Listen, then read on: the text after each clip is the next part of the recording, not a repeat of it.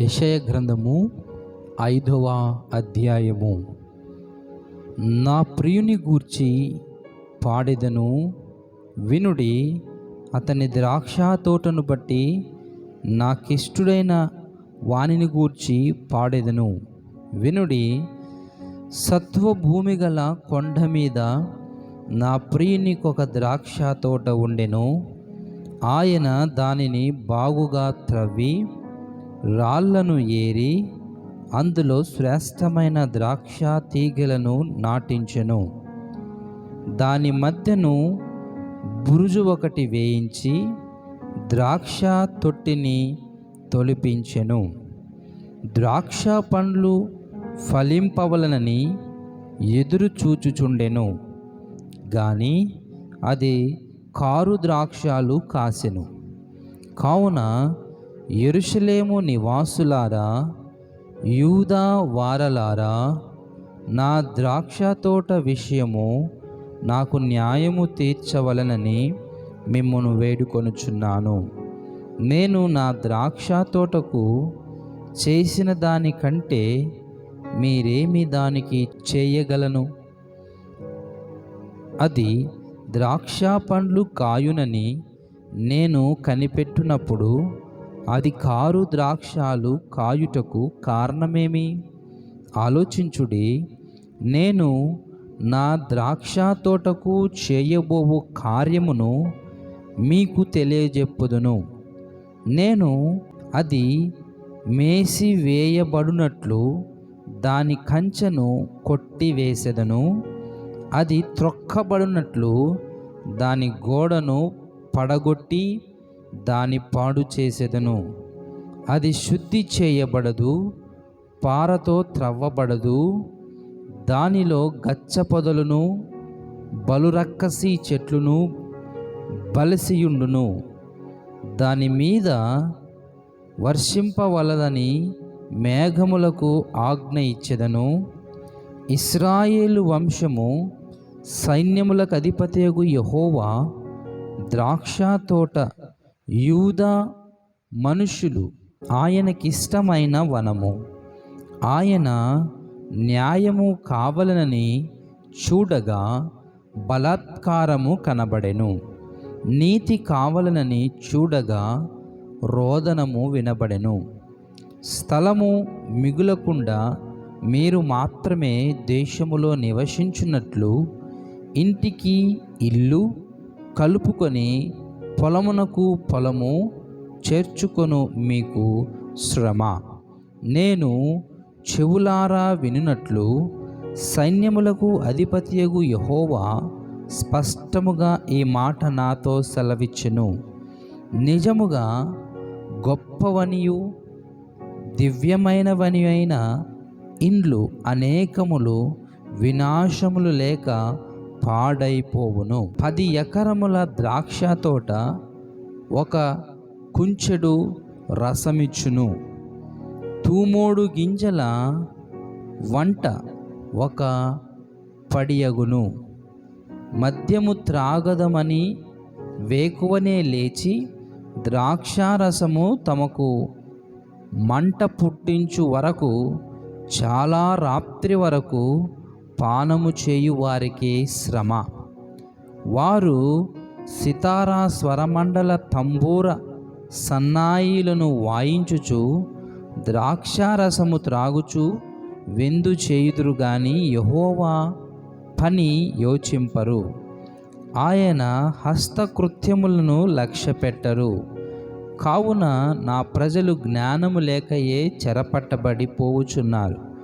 వారిలో గనులైన వారు నిరాహారులుగా ఉన్నారు. సామాన్యులు దప్పిచేత జ్వరపీడితులగుదురు. అందుచేతనే పాతాళము గొప్ప ఆశ పెట్టుకొని అపరిమితముగా తన నోరు తెరచుచున్నది.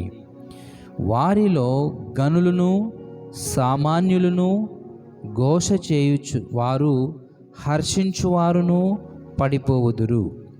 అల్పులు అనగద్రొక్కబడుదురు, గనులు తగ్గింపబడుదురు. గర్విష్ఠుల చూపు తగ్గును. సైన్యములకు అధిపతియగు యెహోవాయే తీర్పు తీర్చి మహిమపరచబడును. పరిశుద్ధుడైన దేవుడు నీతిని బట్టి తన్ను పరిశుద్ధపరచుకొనును, అది మేతాబీడుగా నుండును. గొర్రె పిల్లలు అచ్చట మేయును, గర్వించిన వారి బీడు భూమిని విదేశీయులైన కాపరులు అనుభవింతురు. భక్తిహీనతను త్రాళ్లతో దోషమును లాగుకొని వారికి శ్రమ. బండి మేకుల చేత పాపమును లాగుకొను వారికి శ్రమ. ఇట్లు వారు ఇట్లనుకొనుచున్నారు. 18వ వచనం. భక్తిహీనతయును త్రాళ్లతో దోషమును లాగుకొను వారికి శ్రమ. బండి మేకుల చేత పాపమును లాగుకొను వారికి శ్రమ. వారు ఇట్లనుకొనుచున్నారు, ఆయనను త్వరపడనిమ్ము, మేము ఆయన కార్యము చూచునట్లు ఆయనను దాన్ని వెంటనే చేయనిమ్ము. ఇశ్రాయేలు యొక్క పరిశుద్ధ దేవుని ఆలోచన మాకు తెలియబడినట్లు అది మా ఎదుట కనబడనిమ్ము. కీడు మేలనియు మేలు కీడనియు చెప్పుకొని చీకటి వెలుగనియు వెలుగు చీకటనియు ఎంచుకొను వారికి శ్రమ. చేదు తీపి అనియు తీపి చేదనియు ఎంచుకొను వారికి శ్రమ. తమ దృష్టికి తాము జ్ఞానులమనియు తమ ఎన్నికలో తాము బుద్ధిమంతులమనియు తలంచుకొను వారికి శ్రమ. ద్రాక్షారసము త్రాగుటలో ప్రఖ్యాతి నొందిన వారికిని మద్యము కలుపుటలో తెగువగల వారికిని శ్రమ.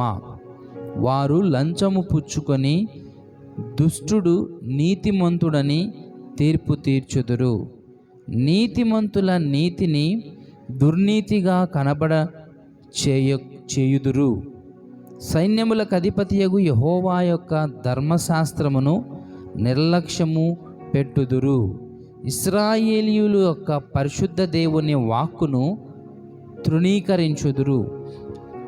కాబట్టి అగ్నిజ్వాల కొయ్యకాలును కాల్చివేయునట్లు ఎండిన గడ్డి మంటలో భస్మమగునట్లు వారి వేరు కుళ్ళిపోవును, వారి పువ్వు ధూళివలె పైకి ఎగిరిపోవును. దానిని బట్టి యెహోవా కోపము ఆయన ప్రజల మీద మండుచున్నది. ఆయన వారి మీదికి తన బాహువును చాచి వారిని కొట్టగా పర్వతములు వణుకుచున్నవి. వీధుల మధ్యను వారి కళేబరములు పెంటవలే పడి ఉన్నవి. ఇంతగా జరిగినను ఆయన కోపము చల్లారలేదు, ఆయన బాహువు ఇంకను చాపబడి ఉన్నది. ఆయన దూరముగానున్న జనములను పిలుచుటకు ధ్వజమెత్తును, భూమి అంతము నుండి వారిని రప్పించుటకు ఈలగొట్టును. అదిగో వారు త్వరపడి వేగముగా వచ్చుచున్నారు. వారిలో అలసిన వాడెన్నో తొట్టిలు వాడెన్నను లేడు. వారిలో ఎవడునూ నిద్రపోడు కొనుకడు. వారి నడికట్టు విడిపోదు. వారి రక్షల వారు తెగిపోదు. వారి బాణములు వాడిగలవి. వారి విండ్లన్నీయు ఎక్కుపెట్టిబడి ఉన్నవి. వారి గుర్రముల డెక్కలు చెకుమూకి రాళ్లతో సమానములు. వారి రథచక్రములు సుడిగాలి తిరిగినట్లు తిరుగును. ఆడు సింహము గర్జించినట్లు వారు గర్జించుదురు. కొదమ సింహము గర్జించినట్లు గర్జన చేయుచు వేటను పట్టుకొని అడ్డమేమియూ లేకుండా దానిని ఎత్తుకొని పోవుదురు. విడిపింపగలవాడెవడునూ ఉండడు.